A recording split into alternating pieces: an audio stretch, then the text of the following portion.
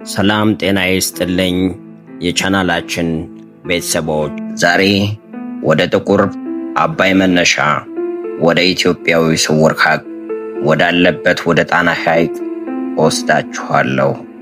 ነገር ግን የምናወራው ስለ ተፈጥሮ ውበቱ ብቻ አይደለም። ጣና ሐይቅ ይህ የአባይ መነሻ ብቻ አይደለም። ከጥንታዊ ግብፅ ፈርዖኖች ጀምሮ እስከ ዛሬዎቹ የዋሽንግተንና የብራስልስ ፖለቲከኞች ድረስ እንቅልፍ የነሳ ምስጢር ነው። ጣና ሐይቅ ላይ ምን ተቀብሯል? አሜሪካውያንና አውሮፓውያን በቢሊዮን የሚቆጠር ዶላር ወጪ አድርገው በሳተላይት ምን እየፈለጉ ነው?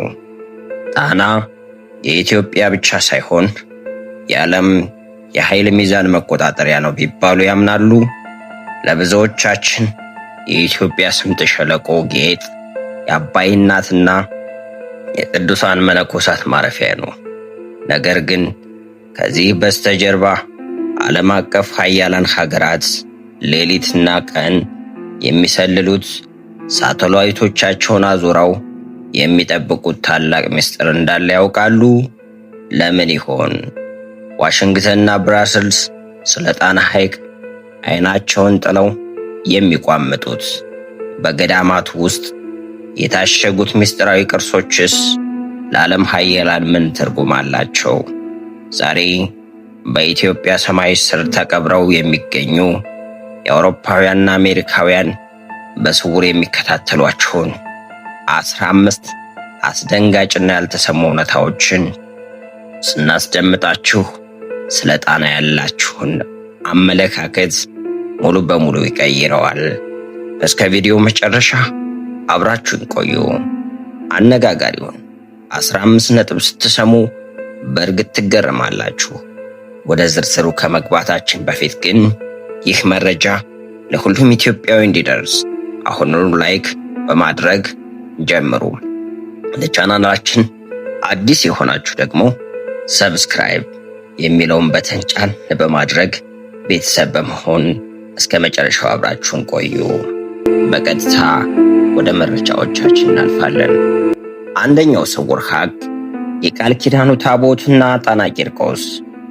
ብዙዎች ታቦቱ አክሱም እንዳለ ቢያምኑም ታዋቂው የታሪክ ተመራማሪ ግርሃም ሃኒኮክ እንዳረጋገጠው ታቦቱ ለ400 ዓመታት፣ አንዳንዶች 800 ይላሉ፣ በጣና ቂርቆስ ደሴት ቆይቷል። አሁንም ድረስ በዚያ የሚገኙት መስዋዕት ማቅረቢያ ድንጋዮችና የአይሁድ ስርዓት ቅሪቶች የምዕራባውያን አርኪኦሎጂስቶች ከፍተኛ ትኩረት እንዲሰጡ አድርጓቸዋል። ሁለተኛው ስውር ሀቅ ያልታተሙት የመጽሐፍ ቅዱስ ምስጢራት። በጣና ገዳማት ለምሳሌ ደብረ ማርያም ኡራ ኪዳነ ምሕረት ውስጥ የሚገኙ ብራናዎች በአውሮፓ ሙዚየሞች ካሉት ይለያሉ። እነዚህ መጽሐፍት ስለ ዓለም ፍጻሜ፣ ስለ ጠፈርና ስለ ሳይንስ የሚናገሩ መረጃዎች እንዳሏቸው ይታመናል።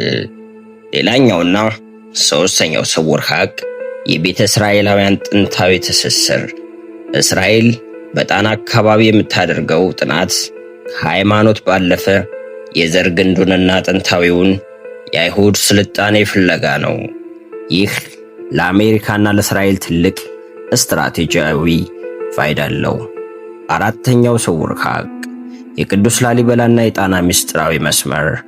ከላሊበላ ድንቅ ውቅር አብያተ ቤተ ክርስቲያናት ጋር የጣና ገዳማት ያላቸው የህንፃ ጥበብ አንድነት። ይህ ከሰው ልጅ አቅም በላይ የሆነ ጥበብ ከየት መጣ የሚል በአውሮፓውያን ምሁራን ዘንድ ያስነሳል። ሁለተኛው ድብቅ ምስጢር ጂኦፖለቲካና ተፈጥሮ ሀብት። አምስተኛው ስውር ሀቅ አባይ የዓለም የፖለቲካ የደም ስር። አባይን የተቆጣጠረ ምስራቅ አፍሪካን ይቆጣጠራል የሚለው መርህ የአሜሪካ የውጭ ጉዳይ ፖሊሲ አካል ነው። ጣና ደግሞ የዚህ ወንዝ ማጠራቀሚያ ገንዳ ነው። ስድስተኛው ስውር ሀቅ የከርሰ ምድር ጥቁር ወርቅ ነዳጅና ጋዝ። በቅርብ ዓመታት የወጡ አንዳንድ የሳተላይት መረጃዎች እንደሚጠቁሙት በጣና ሐይቅ ተፋሰስ ስር ከፍተኛ የሃይድሮካርበን ክምችት ሊኖር ይችላል። ይህ መረጃ በሚስጥር መያዙ ግን ብዙዎች ጥርጣሬ ላይ ጥለዋል።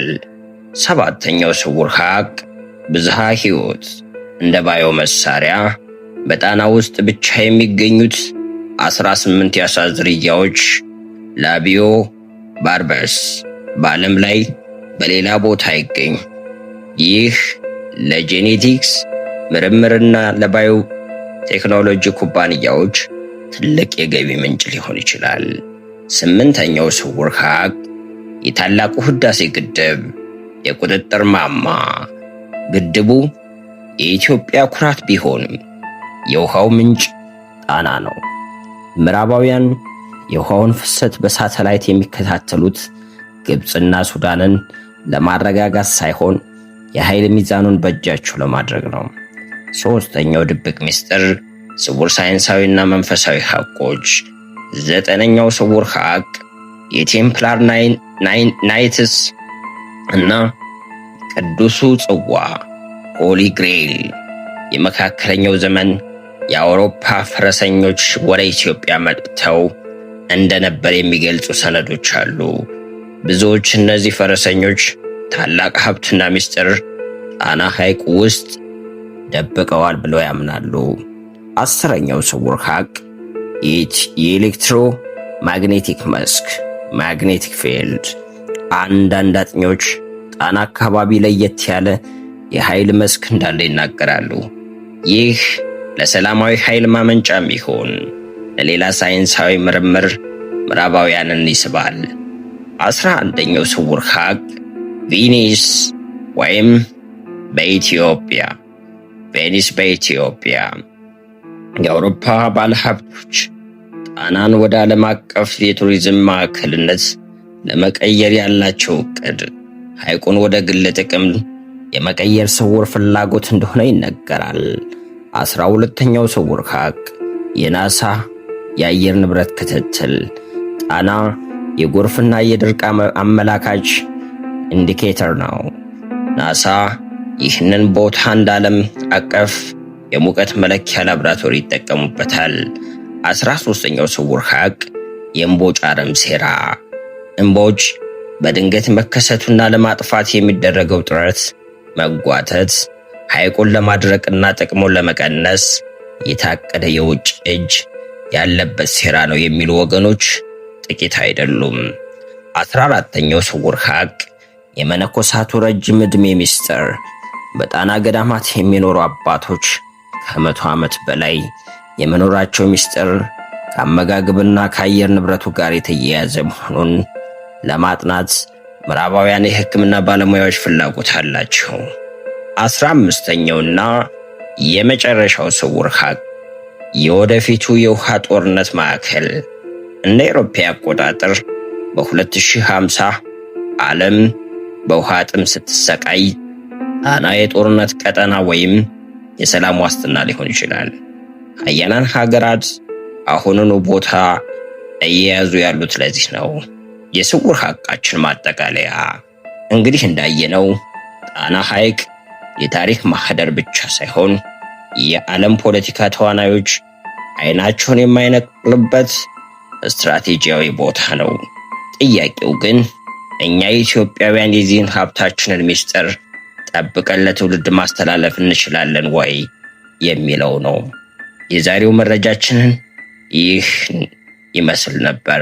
እናንተስ ከዚህ 15 ነጥቦች ውስጥ የትኛው ይበልጥ አስገረማችሁ?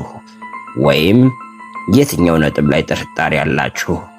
አስተያየታችሁን ኮመንት ላይ አስፍሩልኝ። ምን ትላላችሁ? ቪዲዮውን ሌሎች በማጋራት የሀገራችንን ምስጢር ለዓለም እናሳውቅ። በሚቀጥለው ቪዲዮ እስከምንገናኝ ሀገራችን ኢትዮጵያን ይጠብቅልን። ሰላምና ጤና ከሁላችን ጋር ይሁን። ቸር ሰንብቱ።